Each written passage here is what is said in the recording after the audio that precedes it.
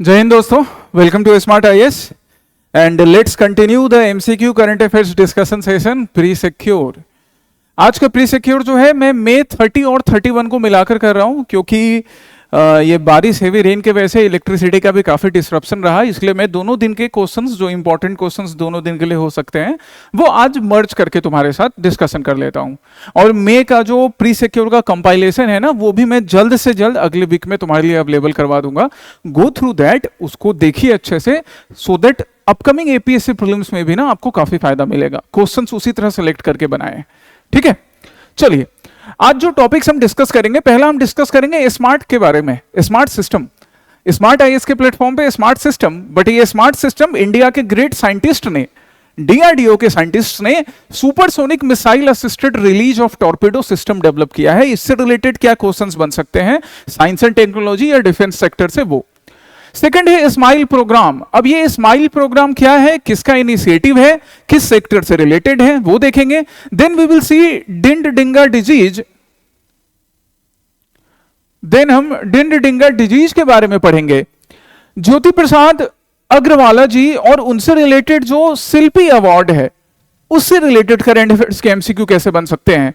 Then साहित्य academy और बाकी के प्रैक्टिस क्वेश्चंस, ठीक है। चलिए पहले क्वेश्चन पर आते हैं। तो पहला क्वेश्चन क्या कह रहा है, that with reference to the smart system means supersonic missile assisted release of torpedo. मतलब टॉर्पीडो से रिलेटेड है, ये वॉरफेयर में, नेवल वॉरफेयर में काम आएगा, है ना। टॉर्पीडो की हम बात कर रहे हैं तो ये हमें नेवल वॉरफेयर में काम आने वाला है, नेवल वॉरफेयर में काम आने वाला है, नेवल वॉरफेयर में काम आएगा, इंडियन नेवी की कैपेसिटी को और बढ़ाएगा।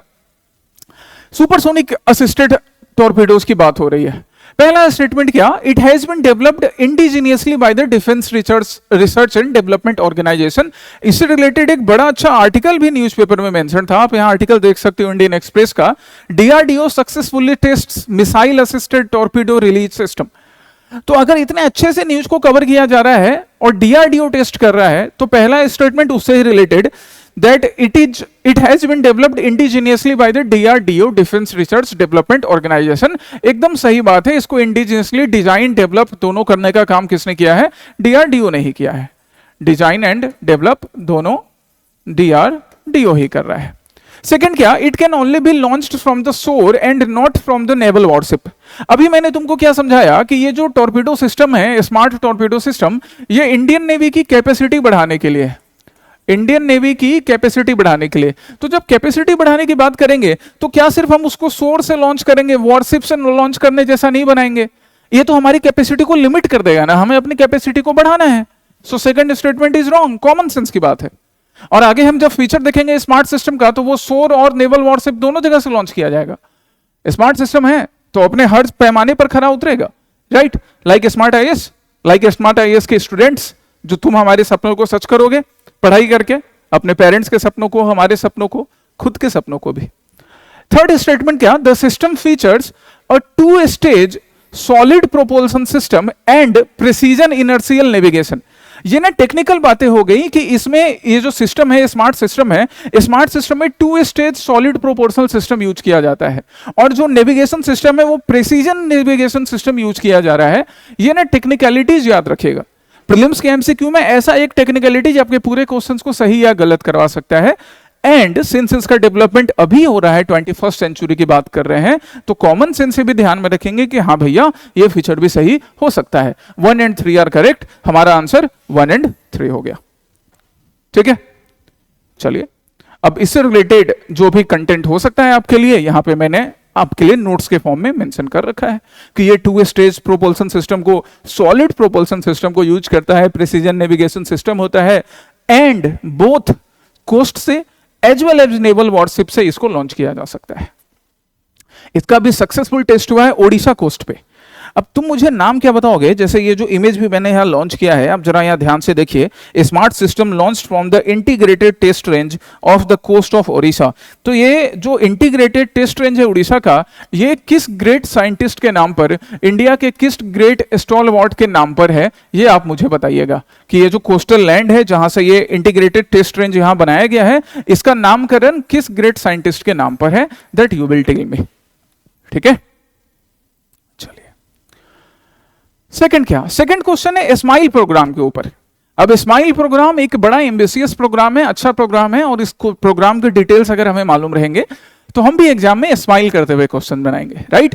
कम टू स्माइल प्रोग्राम, यहां आप आर्टिकल देख सकते हो। अब मैंने यहां पर रेफरेंस किसका लिया, न्यूज का, डीडी न्यूज का, ये इंडियन एक्सप्रेस, द हिंदू, बाकी न्यूज़पेपर्स में भी था। एशियन डेवलपमेंट यहां बीच में सेंटर में दिख रहा है, एडीबी, इसके भी थोड़े डिटेल्स हम देखेंगे एग्जाम सेंट्रिक। क्या बोल रहा है, that centre, the government of India, union government, as well as the ADB, Asian development bank, sign $350 million loan to boost India supply chains. India के सप्लाई चेन को बूस्ट करने के लिए, इंडिया के सप्लाई चेन को boost करने के लिए $350 मिलियन का एक लोन साइन किया जा रहा है एडीबी और गवर्नमेंट ऑफ इंडिया के बीच में।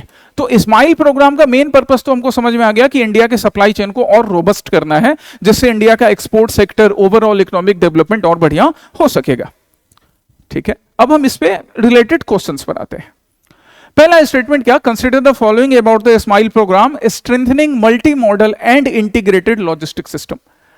इंडिया के सप्लाई चेन को स्ट्रेंथन करना है, देन ऑब्वियसली लॉजिस्टिक सिस्टम जो है उसको और बेहतर बनाने की जरूरत है।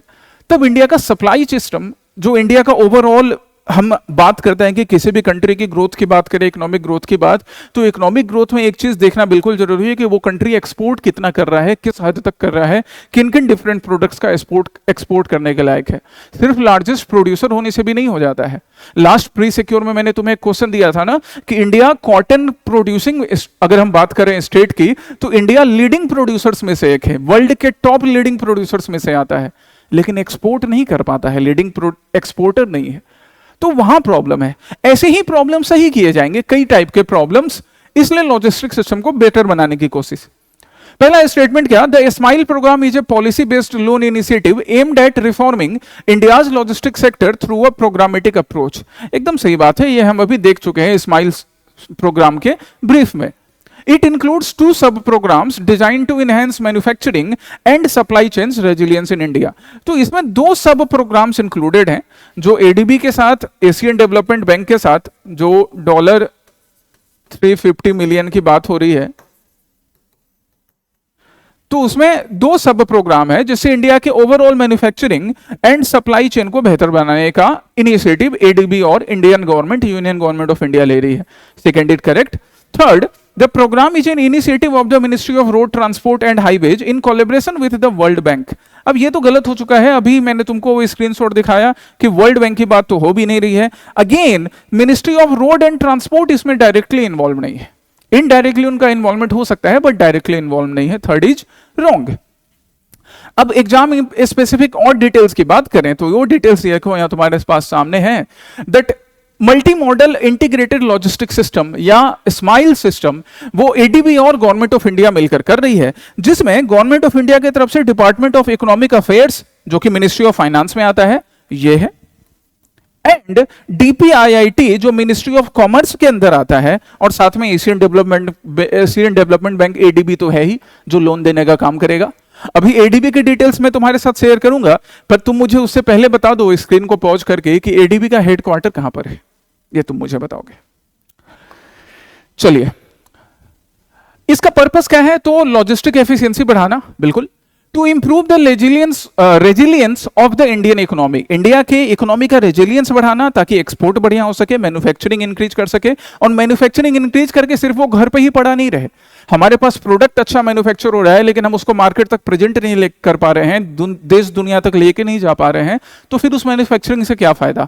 इसलिए रेजिलिएंट मैन्युफैक्चरिंग इकोनॉमी बनानी है, सप्लाई चेन हब के रूप में इंडिया को डेवलप करना है, यही इसका पर्पस हो गया। Next question is related to, हाँ, एडीबी की डिटेल्स की बात करेंगे तब नेक्स्ट क्वेश्चन पर जाएंगे। ये आप एडीबी के हेडक्वार्टर की पिक्चर देख सकते हो, जिसके मेंबर्स की हम बात करें तो 69 मेंबर्स हैं, जिसमें 49 रीजनल मेंबर्स हैं। रीजनल मेंबर्स मतलब एशिया पैसिफिक रीजन के, एशिया पैसिफिक रीजन, ये क्या हो गए, रीजनल मेंबर्स हो गए, और 20 नॉन रीजनल मेंबर्स हैं, जैसे मतलब यूरोपियन नेशंस भी कई हैं, ये 20 नॉन रीजनल मेंबर्स हो गए, तो टोटल 69 मेंबर्स। उसमें अगर कोई नया अपडेट आता है तो आप बाद में अपडेट कर लेना, बाद में, अभी नहीं। एडीबी की बात करें तो एडीबी जो है ना, अभी क्वेश्चन में मैंने एक स्टेटमेंट तुमको दिया था वर्ल्ड बैंक का, तो ये वर्ल्ड बैंक से इंस्पायर्ड है, वर्ल्ड बैंक के ही मॉडल पर इसको बनाया गया, वर्ल्ड बैंक पे मॉडल पे बनाया गया, लेकिन पर्पस क्या रखा गया, development in which region, development in Asia Pacific region. World bank का फॉर्मेशन तो पहले हो चुका था 1966 में, वर्ल्ड बैंक से इंस्पिरेशन लेकर, वर्ल्ड बैंक से सीख लेकर स्पेसिफिकली एशिया में और फिर एशिया पैसिफिक रीजन में डेवलपमेंट के लिए एशियन डेवलपमेंट बैंक की नींव रखी गई, जिसका हेडक्वार्टर, ये जो हेडक्वार्टर का ऑफिस है वो मनीला फिलीपींस में है। अब वर्ल्ड बैंक में क्या होता है, वर्ल्ड बैंक में जो वोटिंग सिस्टम है, वो voting system as per the proportion, जितना प्रोपोर्शन आप मनी का कंट्रीब्यूट कर रहे हैं वर्ल्ड बैंक में उसके अकॉर्डिंग वोटिंग परसेंटेज है, ठीक वैसा ही वोटिंग परसेंटेज यहां पर एडी में भी अडॉप्ट किया गया है। मतलब कि आप जितना कंट्रीब्यूट करोगे, जितना पैसा आप दोगे, सिंपल यहां कॉन्सेप्ट क्या है कि एक बैंक बना लिया गया जहां पे पहले पैसा इकट्ठा किया जाएगा, तो पैसा कहां से आएगा, तो पैसा पहले मेंबर स्टेट्स कंट्रीब्यूट करेंगे, हालांकि ये बॉन्ड के थ्रू भी अब पैसा उगाही कर सकता है। अब यहां देखो मैंने लिखा है that it can raise capital through international bond market, international bond market से भी पैसा बनाएगा। बट बेसिक क्या आइडिया था कि पहले एक बैंक बना लिया और सपोज उसमें इंडिया है, यूएसए है, जापान है और चाइना है, तो सबने अपने अपने तरफ से पैसा कंट्रीब्यूट किया, जिसने ज्यादा पैसा कंट्रीब्यूट किया उसका शेयर ज्यादा हो गया वोटिंग के केस में। यही आइडिया वर्ल्ड बैंक में था और वही एशियन डेवलपमेंट बैंक में।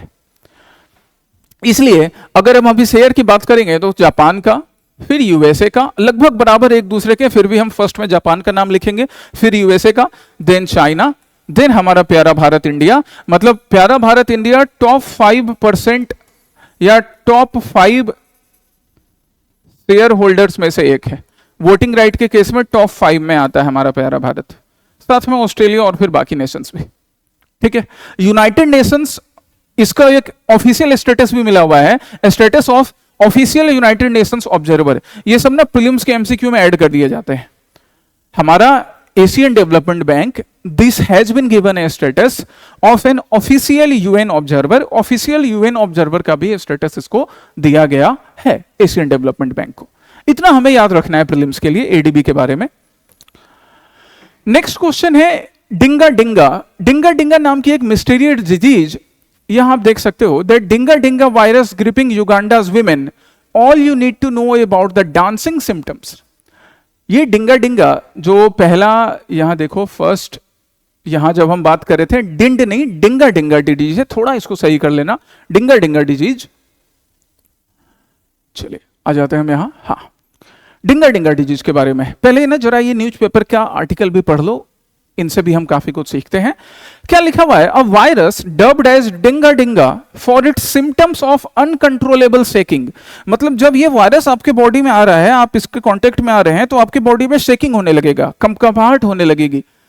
वो एक चल रहा है ना आजकल, वो क्या कहते हैं उसे, मीम रील, सरसराहट, झरझराहट, फरफराहट, तो वैसा ही ये डिंगा डिंगा डिजीज की वजह से होता है। पीपल स्टार्टेड शेकिंग, स्पेशली ये ऑब्जर्व किया गया था किसमें, वीमेन एंड गर्ल्स में, युगांडन वीमेन एंड गर्ल्स में ये स्पेसिफिकली ऑब्जर्व किया गया था। लीथल नहीं होता है कि इसके वजह से जान तुरंत चली गई, लेकिन आपको फीवर हो सकता है, बॉडी में आपको हेडेक हो सकता है, बॉडी में शिवरिंग होती है, यही डिंगा डिंगा डिजीज है।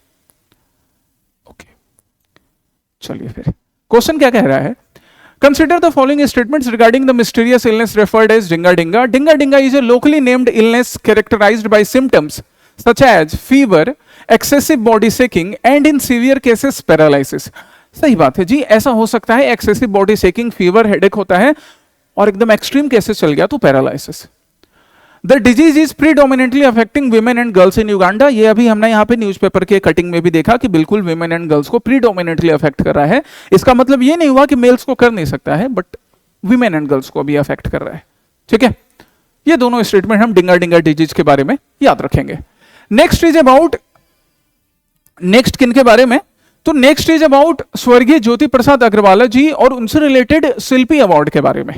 कल जो मैंने पीवाईक्यू एनालिसिस तुम्हारे लिए किया था, आसाम स्पेसिफिक पीवाईक्यू एनालिसिस, यहां पर भी हमने डिटेल में स्वर्गीय ज्योति प्रसाद अग्रवाल जी के बारे में पढ़ा था, इनके एलियास नेम के बारे में पढ़ा था कि इनको, इनका एलियास नेम, इनको रिस्पेक्ट के साथ क्या बुलाया जाता है, रूप कुंवर। तो स्वर्गीय ज्योति प्रसाद अग्रवाल जी, उनका कंट्रीब्यूशन पीवाईक्यू एनालिसिस में मैंने कल करवाया है, पीवाईक्यू एनालिसिस का lecture number 30 PYQ analysis lecture 30। जिन लोगों ने देखा नहीं है बिल्कुल जाके वहां से देखिए, इनका डिटेल आपको मिल जाएगा।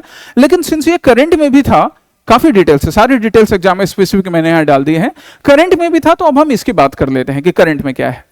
पहला स्टेटमेंट क्या है, the birth anniversary of Jyoti Prasad Agarwala ji is observed annually on 17 January and is celebrated at Shilpi Diwas. अब इसका आंसर ना मैं नहीं बताऊंगा, तुम ही मुझे बताओ कि क्या बर्थ एनिवर्सरी को ऑब्जर्व किया जाता है शिल्पी दिवस के रूप में या डेथ एनिवर्सरी को, तुम बताना, मैं नहीं कुछ कर रहा इसमें आगे। The Shilpi award 2025 was conferred upon playback singer Anima Choudhury ji and folk singer Mukul Rabha ji. एकदम करेक्ट है जी, इनको इनके कल्चर के फील्ड में कॉन्ट्रीब्यूशन के लिए शिल्पी अवार्ड से सम्मानित किया गया है, शिल्पी अवार्ड 2025 से सम्मानित किया गया है। ठीक है, बाकी आप ये स्लाइड भी देख सकते हैं और पीवाईक्यू एनालिसिस लेक्चर नंबर 30 पे जाके बाकी डिटेल्स भी देख सकते हैं। नेक्स्ट क्वेश्चन इज अबाउट साहित्य अकेडमी अवार्ड। साहित्य अकेडमी अवार्ड, यहां आप द हिंदू का आर्टिकल पढ़ सकते हैं। द हिंदू क्या बोल रहा है, the Hindi poet Gagan Gill and English writer Easterine Kire among recipients of Sahitya Akademi award. Sorry, ये लोग साहित्य अकेडमी अवार्ड रेसिपिएंट में से एक है। तो अब इनका नाम तो हो गया, अब इनके नाम से या साहित्य अकेडमी से क्या क्या क्वेश्चन पूछे जा सकते हैं अवार्ड से। The Sahitya Akademi award are given for outstanding books of literary merit, बिल्कुल सही, but in any of the 22 language listed in the 8th schedule of constitution only. ये ना पार्शियली करेक्ट स्टेटमेंट है, ओवरऑल गलत होगा। क्यों? क्योंकि जो 8th शेड्यूल है उसमें 8th schedule of Indian constitution, इसमें 22 लैंग्वेजेस जो हैं, बिल्कुल अगर आप उन 22 लैंग्वेजेस में लिख रहे हैं, आसाम की तरफ से फर्स्ट कौन थे, फर्स्ट स्टॉलवर्ट, फर्स्ट डिग्नेटरी, ये भी कल मैंने समझाया है पीवाईक्यू एनालिसिस में, जिनको साहित्य अकेडमी अवार्ड से सम्मानित किया गया था, तुम बताना। तो अगर आप 22 लैंग्वेजेज में लिख रहे हैं तो आपको बिल्कुल साहित्य अकेडमी अवार्ड से नवाजा जा सकता है। उसके साथ ही साथ plus English and Rajasthani language, तो टोटल कितना लैंग्वेज हो गया गाइज, टोटल हो गया 24 लैंग्वेजेज, राइट। पहला स्टेटमेंट इस वजह से रॉन्ग। दूसरा क्या, the awards includes a plaque, एक सम्मान के तौर पर आपको एक प्लेक, एक मोमेंटो दिया जाएगा, a shawl and a cash prize of ₹1 lakh. ठीक है जी, ये सारी चीजें मिलती हैं, कैश प्राइज भी मिलता है, सॉल और प्लेक को आपको सम्मान के साथ दिया जाता है। हमारे इंडिया का कल्चर है कि हम सॉल उड़ाकर, गमोछा उड़ाकर, टोपी सर पर रखकर, पगड़ी सर पर रखकर इस तरह से सम्मानित करते हैं, बिल्कुल। The Sahitya Academy functions as an autonomous organization under the Ministry of Culture, undertakes literary activities. Correct. साहित्य अकेडमी मिनिस्ट्री ऑफ कल्चर के अंदर एक ऑटोनोमस ऑर्गेनाइजेशन के रूप में वर्क करता है ना, ऑटोनोमस ऑर्गेनाइजेशन के रूप में। गवर्नमेंट इसको हेल्प करेगी लेकिन गवर्नमेंट कंट्रोल नहीं करती। यही था साहित्य अकेडमी अवार्ड से रिलेटेड बात। ओके, कल जो प्रैक्टिस क्वेश्चन 29 मई को था उसमें पहला क्वेश्चन क्या था, India is the second largest producer of cotton accounting for 24 of global production. Around 24, इसको आप अराउंड भी लिख सकते हैं क्योंकि कुछ लोग बोलेंगे कि सर हमने कहीं पढ़ा 23.83% लिखा है, कहीं बोलेंगे कि सर हमने पढ़ा 24.01% लिखा है, इसलिए आप अराउंड लिखिए कि अराउंड 24% के अराउंड कॉटन का प्रोडक्शन इंडिया में होता है और सेकंड लार्जेस्ट प्रोड्यूसर है। सही बात है, पहला स्टेटमेंट ट्रू है। दूसरा क्या, cotton cultivation employees over 60 lakh farmers predominantly in Gujarat, Maharashtra and Telangana. Yes, ये भी करेक्ट है, गुजरात, महाराष्ट्र एंड तेलंगाना, इसके अलावा बाकी स्टेट्स भी हैं, but these states are leading in cotton production. Cotton production के लिए कैसे सॉइल की जरूरत होती है, कॉटन के लिए कैसे सॉइल की जरूरत होती है, ब्लैक सॉइल की जरूरत होती है। तो मुझे ब्लैक सॉइल के कुछ कैरेक्टरिस्टिक्स बता सकते हो क्या, कमेंट सेक्शन में बताइए। थर्ड क्या है, India has surpassed the Vietnam and Bangladesh and lags behind only China in textile export. यहां थोड़ी मन महसूसने की बात है कि इंडिया सिर्फ चाइना से पीछे नहीं है, इवन बाकी नेशन से भी पीछे है। इसी बॉटलनेक को सही करने की जरूरत है, इसी प्रॉब्लम को सही करने की जरूरत है कि वर्ल्ड के टॉप लार्जेस्ट प्रोड्यूसर्स में होने के बाद भी हम कॉटन का एक्सपोर्ट जो है वो उस लेवल पे नहीं कर पाते हैं। ये चीज सही करने की बहुत बड़ी जरूरत है और यही न्यूज़पेपर में कवर किया गया था। हम मेंस में इससे रिलेटेड क्वेश्चंस भी देखेंगे कि क्यों ऐसा होता है। व्हाइट जो हमारा कॉटन है, ये कॉटन के प्रोडक्शन में हम लीड करते हुए भी कॉटन के एक्सपोर्ट में लीड क्यों नहीं कर पाते हैं। अभी प्रीलिम्स के लिए ऐसे क्वेश्चंस पूछे जा सकते हैं। ये यहां पे मैंने कुछ एक्स्ट्रा इंफॉर्मेशन ऐड कर दी है एग्जामिनेशन पर्सपेक्टिव से। India is the only country which grows all 4 species of cotton. याद रखिएगा, India is the only country जो कॉटन के चारों स्पीसीज का प्रोडक्शन करता है। सक्सेसफुली करता है, कॉमर्शियल लेवल पर करता है। अब ऐसा ही कोई फैक्ट नहीं ढूंढ के ले आना है कि सर उस नेशन ने भी बोला कि हम भी प्रोडक्शन कर रहे हैं। कॉमर्शियल लेवल पे प्रोडक्शन करना एक बात होती है, ठीक है। दूसरा एक ये ना न्यूज़पेपर में था, इंडियन एक्सप्रेस में एक टर्म मेंशन था, क्या, पिंक बॉल वॉर्म। अब ये पिंक बॉल वॉर्म, ये सब ना कभी प्रीलिम्स में क्वेश्चन आ जाते हैं कि pink bollworm disease is related to what, cotton. Pink bollworm actually में ना एक पेस्ट होता है, एक इंसेक्ट होता है, जो क्या करता है, कॉटन का जो फ्रूट है, जो कॉटन लिंट या कॉटन जो थ्रेड है, बेयरिंग फ्रूट है, वहीं पर वो कीड़ा लग जाता है, वो पेस्ट लग जाता है, जिसकी वजह से ओवरऑल यील्ड जो है उसका भी लॉस हो जाता है, एंड इवन जो हमारा थ्रेड है या लेंथ है उसका भी डिस्कलरेशन हो जाता है, and that's why this pink bollworm disease is a concern. ये भी एक बात है जिसके वजह से इंडिया के कॉटन का एक्सपोर्ट कम रहता है इस डिजीज के वजह से। ओके, दूसरा प्रैक्टिस क्वेश्चन 29 मई में क्या था, अबाउट एटिक्कोपाका बोमालू। एटिक्कोपाका बोमालू ये क्या है, दिस इज, आप यहां पे इमेज देख सकते हैं, मैंने यहां पे आपको पहला स्टेटमेंट दिया था, it is a form of folk dance. नहीं भाई, ये फोक डांस नहीं है, इसलिए पहला स्टेटमेंट तो रॉन्ग हो गया। तो ये है क्या, जब हम यहां इमेज देखते तो हम देखते हैं कि भैया ये एक टाइप का टॉय है, खिलौने हैं, टॉयज है। टॉयज जो है, देखो इंडिया में हमें इवन हड़प्पन सिविलाइजेशन के टाइम में भी टॉयज के एग्जांपल मिले हैं गाइज, और कई लोग तो बोलते हैं एटिक्कोपाका जो है वो हड़प्पन सिविलाइजेशन के टॉयज के थोड़ा सिमिलर है। ये सिमिलर हो सकता है। अब इस टॉयज की बात करें तो देखो कितना अच्छा रंग बिरंगे टॉयज हैं, डिफरेंट ह्यूमन फिगर्स हैं, तेलुगु रीजन के, आंध्र रीजन के कल्चर को दिखाने का काम करते हैं। हड़प्पन सिविलाइजेशन के साथ भी उनका कनेक्शन है, जो लोगों की सोशल लाइफ है उसको दिखाने का काम करते हैं Telugu region, and more specifically कौन सा रीजन, आंध्र प्रदेश, ठीक है। इको फ्रेंडली टॉयज होते हैं जो लकड़ी से बनाए जाते हैं, और साथ ही साथ इनको जीआई टैग भी मिला हुआ है एटिक्कोपाका टॉयज को। यहां सेकंड स्टेटमेंट क्या था, it was part of tableaux from Andhra Pradesh during the Republic Day parade 2025। एकदम सही बात है जी, ये आंध्र प्रदेश का जो टेबल्यू था 2025 के परेड में, उसमें भी इसको शोकेस किया गया था। सेकंड स्टेटमेंट इज करेक्ट, इस तरह से आंसर होगा बी, 2 ओनली, और इतना इंफॉर्मेशन हम एटिक्कोपाका टॉयज के बारे में याद रखेंगे।